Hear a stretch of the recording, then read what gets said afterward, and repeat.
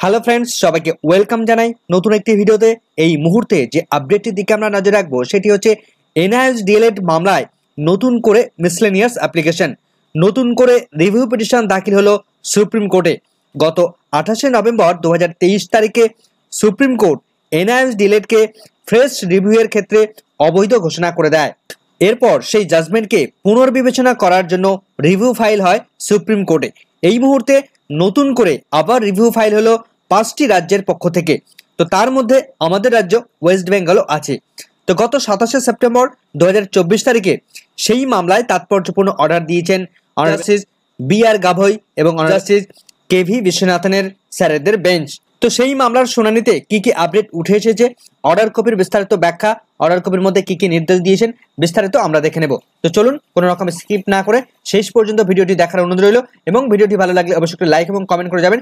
চ্যানেলটি নতুন হলে অবশ্যই একটু সাবস্ক্রাইব করে রাখার অনুরোধ রইল।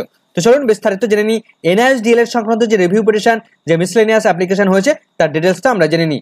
তো সুপ্রিম কোর্টে এনআইএস ডিএলএড সংক্রান্ত যে সমস্ত মামলাগুলি ইতিমধ্যেই হয়েছে, ফাইল করা হয়েছে, তার মধ্যে একটি অন্যতম হচ্ছে তার মামলার ডায়েরি নাম্বার আমরা দেখতে পাচ্ছি 38401 2024-এর, যার পিটিশনার রয়েছেন Rashmi Bala Parida versus union of India.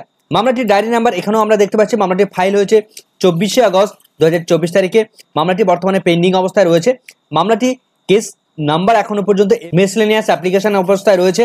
মামলাটি প্রেজেন্ট এবং লাস্ট লিস্টেড দেখুন 27শে সেপ্টেম্বর 27/9/2024 তারিখে এই মামলাটি শুনানি করেছেন honourable justice B R. Gavai sir এবং অনারেবল জাস্টিস ভি.কে. বিশ্বনাথন স্যারের বেঞ্চ। তো মামলাটির বর্তমানে স্টেজ আমরা দেখতে পাচ্ছি পেন্ডিং বা মোশন হিয়ারিং এর পর্যায়ে রয়েছে মামলাটি। তো গত 27শে সেপ্টেম্বর 2024 তারিখে সুপ্রিম কোর্টের কোর্ট নাম্বার 3-এ আইটেম নাম্বার 13-তে honourable justice B R. Gavai sir এবং অনারেবল জাস্টিস কে.ভি. বিশ্বনাথন স্যারের বেঞ্চে এই মামলাটি তারা শুনানি করিয়েছেন। সুপ্রিম কোর্টে নতুন করে যে সমস্ত মিসলেনিয়াস অ্যাপ্লিকেশনগুলো করা হয়েছে, টোটাল মূলত 5টি রাজ্যের পক্ষ থেকে এই মিসলেনিয়াস অ্যাপ্লিকেশনগুলো ইতিমধ্যে জমা পড়ে সুপ্রিম কোর্টে। ইতিমধ্যেই আমরা জানি সুপ্রিম কোর্টে এই এনআইএস ডিএলএড এর রিভিউ পিটিশনটি রিসিভ হয়েছে, অ্যালাউ করেছে সুপ্রিম কোর্ট। তো 27 তারিখে এই সমস্ত রাজ্যের পক্ষ থেকে যে সমস্ত অ্যাডভোকেটরা ছিলেন তারা অনারেবল জাস্টিসদেরকে বলেন, মাই লর্ড, আপনারা যে সমস্ত রিভিউ ফাইলগুলো অ্যাকসেপ্ট করেছেন তার সঙ্গে এই যে আমরা 5টি মামলা করলাম, এই 5টি মিসলেনিয়াস অ্যাপ্লিকেশনগুলো তার সঙ্গে কানেক্ট করতে হবে বা সেই মামলার সঙ্গে যুক্ত করতে হবে, এমনটা তারা প্রেয়ার জানান। তো বিচারপতিরা তখন প্রশ্ন করেন যে আপনারা কোন রাজ্যের পক্ষ থেকে কথা বলছেন। তো অ্যাডভোকেটরা জানান যে আমরা টোটাল 5টি রাজ্যের পক্ষ থেকে কথা বলছি। তো বিচারপতিরা তখন বলেন যে ঠিক আছে, আমরা যে সমস্ত রিভিউ পিটিশনগুলো ইতিমধ্যে অ্যাকসেপ্ট করেছি সেই ওপেন কোর্টের মধ্যে আমরা এই এমএ ফাইলগুলোকে অর্থাৎ মিসলেনিয়াস অ্যাপ্লিকেশনগুলোকে কানেক্টেড করে দিচ্ছি। তার পাশাপাশি প্রত্যেক পার্টিকে নোটিশ ইস্যু করারও নির্দেশ দেওয়া হয়। এরপর এই 5 রাজ্যের পক্ষ থেকে যে অ্যাডভোকেটরা কথা বলছিলেন তারা একটা বড় প্রেয়ার দাবি করেন। তারা বলেন আমরা একটা ইন্টারিম প্রোটেকশনের আবেদন জানাচ্ছি। তো বিচারপতিরা এই কথা শুনে তারা প্রশ্ন করেন যে আপনারা ইন্টারিম অর্ডার বলতে আপনারা কি চাইছেন। তো 5 রাজ্যের পক্ষ থেকে সেই সমস্ত অ্যাডভোকেটরা তারা বলেন যে আপনারা এই যে রিভিউ পিটিশন অ্যাকসেপ্ট করেছেন এবং এই যে রিভিউ পিটিশনের মামলাটা শুনানি চলবে বেশ কিছুদিন ধরে বা কয়েক মাস ধরে, তার অন্তর্বর্তীকালীন সময় ধরে যে সমস্ত রাজ্য প্রাথমিক শিক্ষক নিয়োগ প্রসেস কন্ডাক্ট করছে বা এর মধ্যে যে সমস্ত রাজ্য প্রাথমিকের শিক্ষক নিয়োগ করবে, সেই সমস্ত রিক্রুটমেন্টের ক্ষেত্রে এই এনআইএস ডিএলএড ক্যান্ডিডেটদেরকে যাতে করে সাবজেক্ট টু আউটকাম রাখা হয় বা যাতে করে আপাততকালীন তাদেরকে বসতে দেওয়ার সুযোগ দেওয়া হয়, এমন তারা প্রার্থনা জানান। অর্থাৎ যারা ইতিমধ্যে এনআইএস থেকে ডিএলএড করেছে তাদেরকে যাতে করে এই নতুন রিক্রুটমেন্টে বসতে দেওয়া হয়, এমনটা তারা প্রেয়ার করেন। এবং তারা যদি অ্যাপয়েন্টমেন্টও পায় তাহলে সেখানে তাদেরকে এমন উল্লেখ করে দিতে হবে যে সাবজেক্ট টু আউটকাম লেখা থাকবে। এই রিভিউ পিটিশনের যা ফাইন্ডিংস আসবে সেটাকেই তাদের মেনে নিতে হবে, এমন প্রেয়ার তারা জানিয়েছেন। তো বিচারপতি বি.আর. গাভই স্যারেরা এই বিষয়ে কোনো রকম ভাবে কোনো আগ্রহ প্রকাশ করলেন না বা কোনো অভিমত দিলেন না। বিচারপতিরা নোটিশ ইস্যু করতে বললেন। তো পিটিশনাররা বলেন যে সমস্ত ক্যান্ডিডেটরা এই মামলার সঙ্গে যুক্ত হয়েছে তারা অ্যাকচুয়ালি ইন সার্ভিস অবস্থায় রয়েছেন। তো বিচারপতি একথা শুনে তিনি বলেন যে যারা ইন সার্ভিস অবস্থায় রয়েছেন তাদের তো সুপ্রিম কোর্ট যে অর্ডার এসছে ইতিমধ্যেই, সেখানে তো ইন সার্ভিসদের কোনো ক্ষতি হওয়ার সম্মুখীন দেখা যায়নি বা তাদের তো কোনো ক্ষতি হবে না।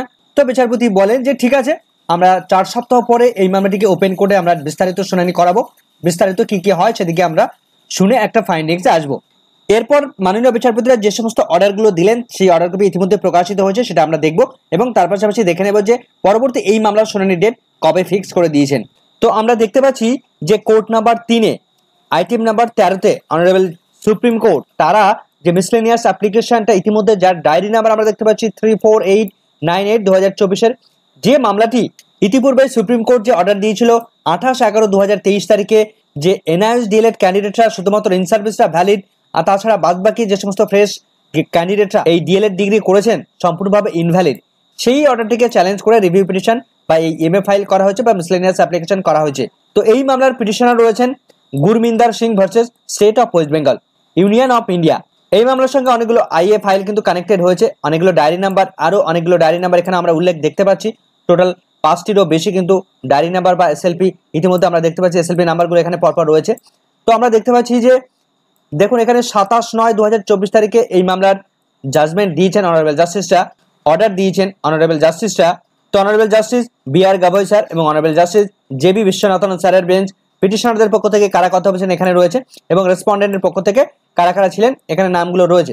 তো আপন hearing the council court made the following order, অর্থাৎ সমস্ত পক্ষের শুনানি করানোর পর অনারেবল জাস্টিসরা যে সমস্ত নির্দেশগুলো তারা দিচ্ছেন সেই নির্দেশগুলো আমরা দেখে নেব। তো 1 নম্বর পয়েন্টে যেটা বলা হচ্ছে, issue notice on the prayer for the interim relief as well as on the miscellaneous application. এই যে নতুনভাবে মিসলেনিয়াস অ্যাপ্লিকেশনগুলো হলো তার সমস্ত পক্ষকে, সমস্ত রেসপন্ডেন্ট এবং পিটিশনারের প্রত্যেক পার্টিকে ইস্যু নোটিশ জারি করার নির্দেশ দিলেন। এবং 2 নম্বরের পয়েন্টে বলা হচ্ছে দাস্তি ইন এডিশন ইজ পারমিটেড। দাস্তি বলতে প্রত্যেক ক্যান্ডিডেটকে যে নোটিশ সার্ভ করার কথা বলা হয়েছে বাই হ্যান্ডে, সেটাকে বোঝানো হচ্ছে। তো সেগুলোকে তারা পারমিশন দিলেন। 3 নম্বর পয়েন্টে যেটা বলা হচ্ছে, in addition to the usual mode liberty is granted to the petitioner to serve notice through the standing council for the respondent. তো পিটিশনারদের স্বাধীনতা দিলেন যে এই যে নোটিশ জারি করার কথা বলা হয়েছে সেই নোটিশটা কবে সার্ভ করার কথা বলা হয়েছে নির্দিষ্ট করে তারা ডেট বেঁধে দিলেন না। রেসপন্ডেন্টদেরকে যে নোটিশ জারি করা হবে এই মামলার পরবর্তী যেদিন শুনানি হবে তার আগে সার্ভ করলেই হবে। তার পাশাপাশি 2 নম্বরে tag with the review petition on 4961/2024 এই মামলাটিকেও, এই এসএলপিটাকে এই মামলার সঙ্গে ট্যাগ করে দেওয়া হয়েছে এবং list all this matter together after 4 weeks, 4 সপ্তাহ পরে এই মামলাটি এনআইএস ডিলেটের মামলাটি পরবর্তীতে শুনানির জন্য লিস্টেড করে অনারেবল জাস্টিস মহাশয়রা। তো এই মামলার এই মুহূর্তের বর্তমান স্ট্যাটাস এবং পরবর্তীতে এই মামলার শুনানির ডেট একটা ফিক্সড করা হয়েছে, আমরা দেখে নেব সেই স্ট্যাটাসটা। তো এই মামলার মূল যে পিটিশনার তার ডায়েরি নাম্বার 43898/2024, যার পিটিশনার রয়েছেন Gurminder Singh versus union of India.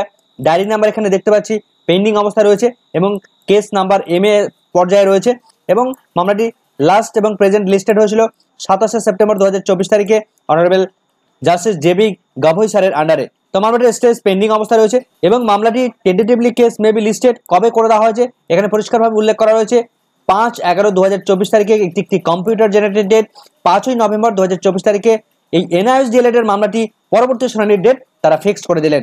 তো দেখা যাক এনআইএস ডিএলএড সংক্রান্ত এই মামলার রিভিউ পিটিশনে কি আপডেট পরবর্তীতে উঠে আসে, যারা সাবজেক্ট টু আউটকাম ছিলেন তাদের জন্য কোনো রিলিফ উঠে আসে কিনা সেদিকে আমাদের নজর থাকবে। পরবর্তী কি নির্দেশ দেন সেদিকে আমাদের নজর থাকবে। আপাতত এই ভিডিওটি এখানেই শেষ করছি। পরবর্তী আপডেট পেলে অবশ্যই আপনাদের সঙ্গে শেয়ার করব। ভিডিওটি সম্পূর্ণ দেখার জন্য সকলকে ধন্যবাদ।